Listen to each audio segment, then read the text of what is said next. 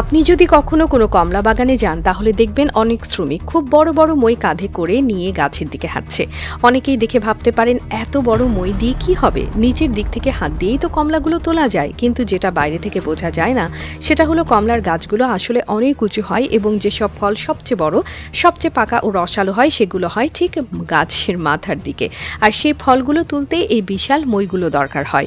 শ্রমিকরা প্রতিদিন সকালবেলা মই কাঁধে করে বাগানে প্রবেশ করে। তারপর তারা গাছ বাছাই করে দেখে কোন গাছে পাকা কমলা বেশি আছে। তারপর তারা সেই মইটা গাছের ডালে এমনভাবে ঠেস দিয়ে দাঁড় করায় যেন সেটা ভারসাম্য রেখে থাকে।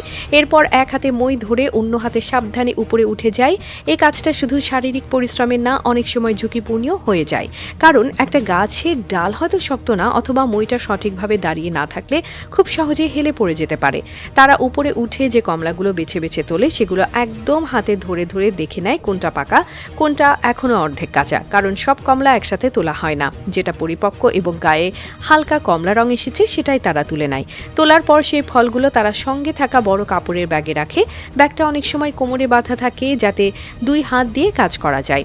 যখন ব্যাগ ভর্তি হয়ে যায় তখন নিচে রাখা বড় প্লাস্টিকের ড্রামের মতো এক একটা পাত্রে ফলগুলো ঢেলে দেয়।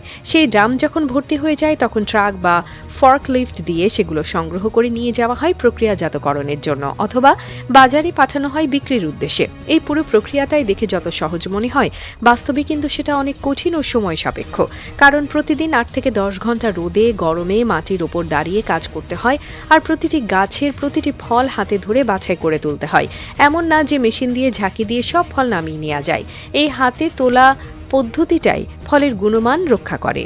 সব গাছের জন্য অবশ্য মই দরকার হয় না। কিছু কিছু ছোট জাতের কমলার গাছ আছে যেগুলোতে ফল নিচু ডালে ধরে এবং সেগুলোকে মাটি থেকে দাঁড়িয়ে দাঁড়িয়েই তোলা যায়। কিন্তু বড় গাছগুলোতে আর হাত পৌঁছায় না, তাই মই ছাড়া তো আর উপায় থাকে না।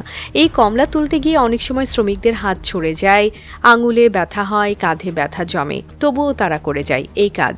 কারণ প্রতিদিনের রুটি রুজির সঙ্গে জড়িয়ে আছে এই ফল সংগ্রহ। আর সেই কমলা যখন আপনি বাজারে গিয়ে কিনে খান তখন হয়তো আপনি জানেন না সে একটা ফল তুলতে কতটা সময়, যত্ন, ধৈর্য আর কষ্ট লেগেছে।